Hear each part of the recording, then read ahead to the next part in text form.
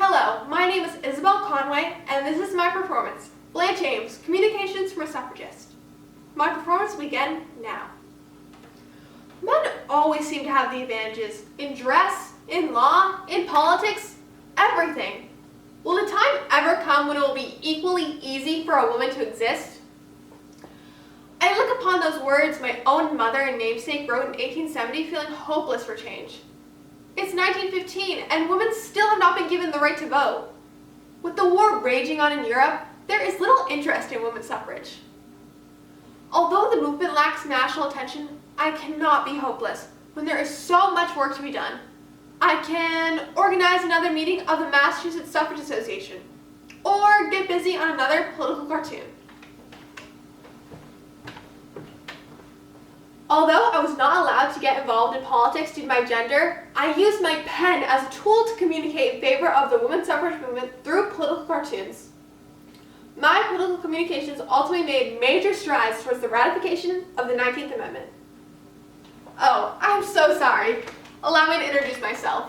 My name is Blanche Ames. I was born in 1878 in Lowell, Massachusetts to Blanche Butler Ames and Delaware Ames. My mother was an independent, strong thinker and believed women should not only vote, but hold office. Unlike many husbands, my father was not intimidated by my mother's point of view. My father was a Reconstruction governor in Mississippi after the Civil War. He fought for equality, specifically becoming an advocate for black suffrage. My parents encouraged all their children to obtain a college education, even their daughters. I attended Smith College and was president of my class. I graduated in 1899, and soon after, I married my husband, Oakes Ames, making me Blanche Ames Ames. Although we shared the same last name, he held no relation to my own family. We are equals in our marriage, as we maintain our borderland property in Easton, Massachusetts together.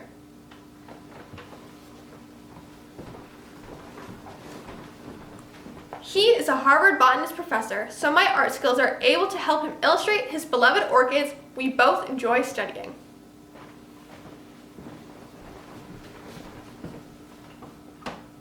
The year is now 1915, and only a dozen states offer full voting rights to women.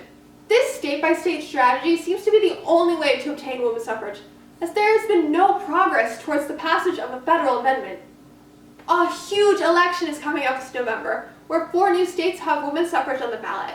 I am communicating to male voters in Pennsylvania, New Jersey, New York, and in my home state of Massachusetts to enfranchise their wives, daughters, and sisters.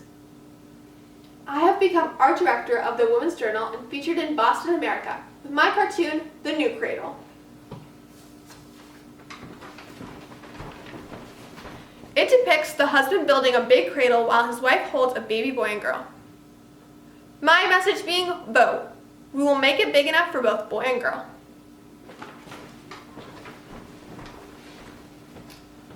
As my political cartoons are becoming more publicized, they seem to have this enraging effect on anti-suffragists, especially when they discover that the artist is me, a woman. In my political cartoons, I only depict women as strong, beautiful, and feminine.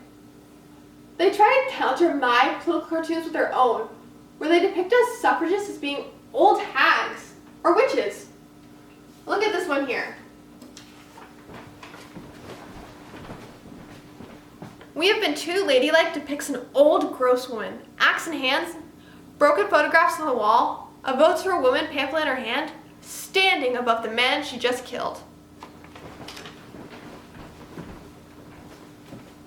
When will anti-suffragists stop villainizing us because we desire equality? I believe society will only be improved when women have equal opportunity to justice. As long as I can remember, I never could see a truly reasonable argument against suffrage. They are all so trivial. One of these trivial arguments is coming from the former President Taft. Can you believe he attacked my last political cartoon, Meanwhile They Drowned? I'd sketched a man holding a life preserver that writes, "Votes for Women," while the rest of us are pictured on this dock drowning. The man is saying, "When all women want it, I will throw it to them." The female anti-suffragist responds, "We don't need it." He's written a whole editorial criticizing my work in the Saturday Evening Post.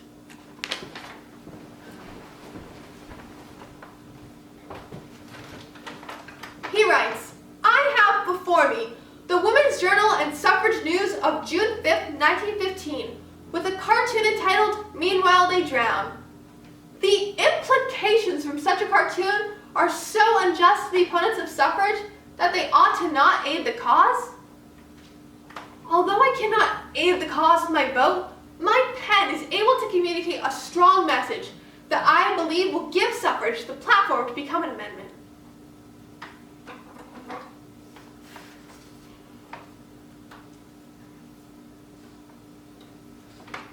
The election has passed and we have drowned.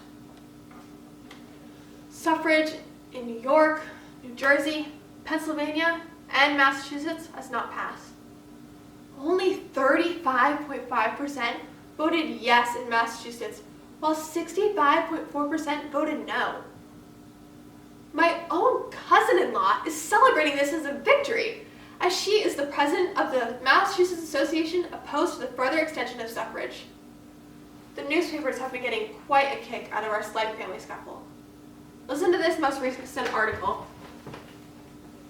"Northeastern has real ballot war. Mary S. Ames leads antis and Mrs. Oakes Ames the suffragist.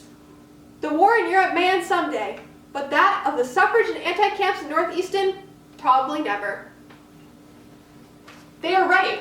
I will be fighting tooth and nail to win this war. Gaining suffrage at the state level is failing to make any new progress. We must communicate at the federal level for the passage of a new amendment.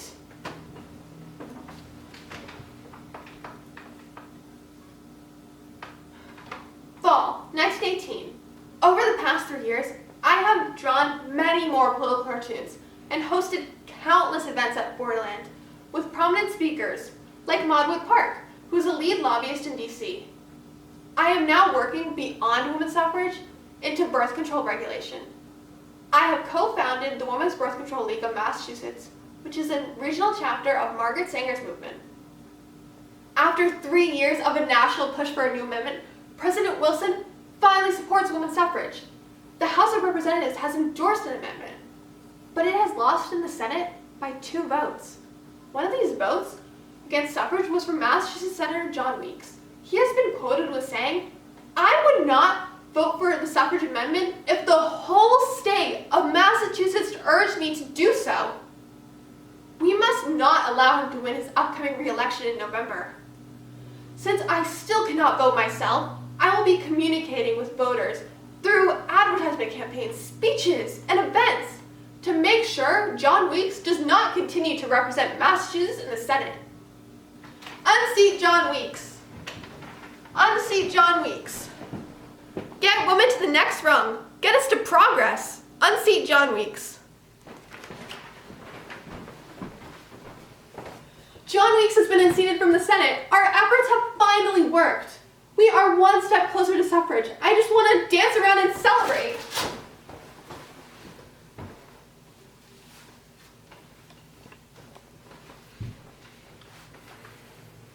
June 4th, 1919.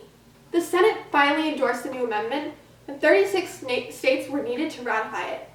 The communications from the powerful, relentless suffragist Blanche Ames finally paid off when Massachusetts ratified the amendment on June 25th, 1919, being the 8th state to do so. Finally, on August 26, 1920, Secretary of State Bainbridge Colby signed off on the 19th Amendment, which stated, "The right of citizens of the United States to vote shall not be denied or abridged by the United States or by any state on the account of sex." Blanche Ames led a vibrant, well-rounded life full of art and activism. Until her death on March 2nd, 1969, she was a champion of women's rights and worked for the further equality for women of all social classes. Although her diligent efforts were forgotten, as she was only noted as Mrs. Oakes Ames, botanist widow, with the subheading illustrated of her husband's work on orchids, her legacy is substantial towards gender equality and still lives on today through every female voter in America. This concludes my performance.